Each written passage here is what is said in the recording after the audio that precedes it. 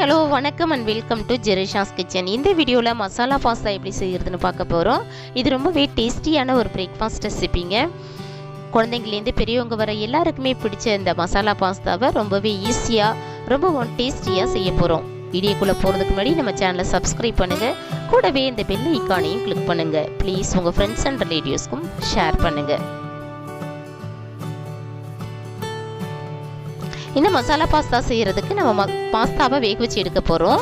அதுக்கு ஒரு அகலமான பாத்திரத்தில் பாஸ்தா வேகிற அளவுக்கு தண்ணியை சுட வச்சுக்கலாம். ஸோ தண்ணி நல்லா கொதி வந்துருச்சிங்க. இப்போ நான் இதில் 1 கப் மக்ரோனி பாஸ்தாவை சேர்த்துக்கிறேன். நீங்கள் உங்களுக்கு விருப்பமான பாஸ்தாவை சேர்த்துக்கலாம்.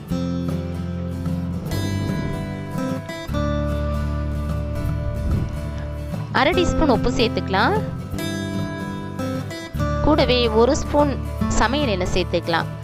என்ன நம்ம இதுக்கு சேர்க்குறோம்னாக்க பாஸ்தா ஒன்றோட ஒன்று ஒட்டாமல் இருக்கிறதுக்காக சேர்க்குறோம். ஸோ இது எல்லாத்தையும் சேர்த்து நல்லா கலந்து விட்டுக்கலாம்.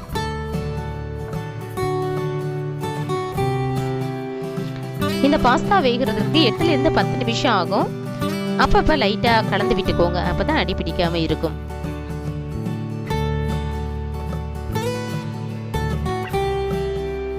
இப்போ 8 நிமிஷம் ஆயிடுச்சு. பாஸ்தா ஓரளவு நல்லா வெந்துருச்சு. இப்போ இதை நம்ம தண்ணியை வடிச்சிட்டு வேறொரு பாத்திரத்துக்கு ட்ரான்ஸ்ஃபர் பண்ணிடலாம். ஓவர் குக் பண்ணினா டேஸ்ட்டாக இருக்காது. ஒரு 90% அளவு குக் ஆனதை இதை வேறொரு பாத்திரத்துக்கு ட்ரான்ஸ்ஃபர் பண்ணிவிடுங்க. இப்போ பாஸ்தா செய்கிறதுக்கு ஒரு பேனை ஹீட் பண்ணி தேவையான அளவு எண்ணெய் சேர்த்துக்கலாம். எண்ணெய் ஓரளவு ஹீட் ஆனதும் 2 மீடியம் சைஸ் ஆனியனை பொடியாக கட் பண்ணி வச்சுருக்கேன். அதை சேர்த்து கலந்து விட்டுக்கலாம். ஆனியனை நல்லா பொன்னிறமாக வதக்கி எடுத்துக்கோங்க.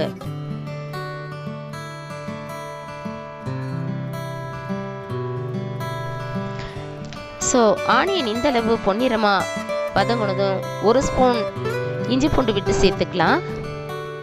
இஞ்சி பூண்டு விட்டு சேர்த்து நல்லா கலந்து விட்டுக்கோங்க.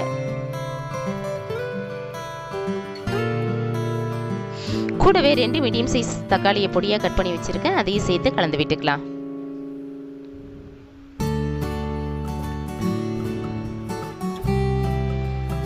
இப்போ இதில் மசாலாவுக்கு தேவையான அளவு உப்பு சேர்த்து கலந்து விட்டுக்கலாம்.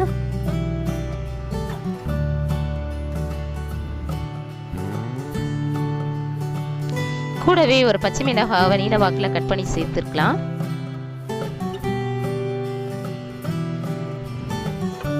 இப்போ இதில் நம்ம மசாலா சேர்க்க போகிறோம். 1 ஸ்பூன் சில்லி பவுடர் சேர்த்துக்கலாம். 1/4 டீஸ்பூன் மஞ்சத்தூள் சேர்த்து கலந்து விட்டுக்கலாம். இந்த மசாலா நல்லா வேகிறதுக்கு ஒரு 1/4 கப் அளவு தண்ணியை சேர்த்து நல்லா கலந்து விட்டுக்கலாம்.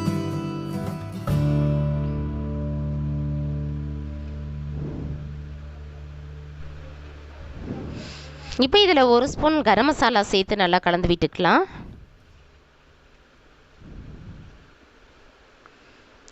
பாதி கேப்சிகத்தை பொடியாக கட் பண்ணி வச்சுருக்கேன். அதையும் சேர்த்து நல்லா கலந்து விட்டுக்கலாம். கூடவே 1 ஸ்பூன் டொமேட்டோ கெச்சப் சேர்த்துக்கலாம். ஸோ இது எல்லாத்தையும் சேர்த்து நல்லா கலந்து விட்டுக்கோங்க. இப்போ நம்ம ஆல்ரெடி வேக வச்சு எடுத்து வச்சிருக்கிற பாஸ்தாவை சேர்க்க போகிறோம். இந்த மசாலா எல்லாம் அந்த பாஸ்தாவில் நல்லா கோட் ஆகிற மாதிரி கலந்து விட்டுக்கோங்க. தினம் இட்லி தோசைன்னு செஞ்சு கொடுக்கும்போது குழந்தைங்களுக்கு போர் அடிக்கும். ஸோ இந்த போல் டிஃப்ரெண்ட்டாக ஏதாவது நம்ம செஞ்சு கொடுத்தோம்னா ரொம்ப விரும்பி சாப்பிடுவாங்க. ஸோ இப்போ மசாலா எல்லாம் பாஸ்தாவில் கோட் ஆகிடுச்சிங்க. ஃபைனலாக நம்ம பொடியாக கட் பண்ணி வச்சுருக்கிற மல்லி இலை சேர்க்க போகிறோம். நீங்கள் ஸ்ப்ரிங் ஆனியன் கூட சேர்த்துக்கலாம். அவ்வளோதாங்க, நம்மளுடைய மசாலா பாஸ்தா ரெடி ஆயிடுச்சு. நீங்கள் இதே போல் ட்ரை பண்ணி உங்களுடைய மேலான கருத்துக்களை கமெண்ட்ஸ் பாக்ஸில் சொல்லுங்கள். இந்த வீடியோ உங்களுக்கு பிடிச்சிருந்துச்சுன்னா லைக் பண்ணுங்கள், ஷேர் பண்ணுங்கள். மறக்காமல் நம்ம சேனலை சப்ஸ்கிரைப் பண்ணுங்கள். கூடவே பக்கத்தில் இருக்கிற அந்த பெல் ஐகானையும் கிளிக் பண்ணுங்கள். மீண்டும் வேறு ஒரு நல்ல ரெசிபியோடு நான் உங்களை சந்திக்கிறேன். தேங்க்ஸ் ஃபார் வாட்சிங். Take care and by.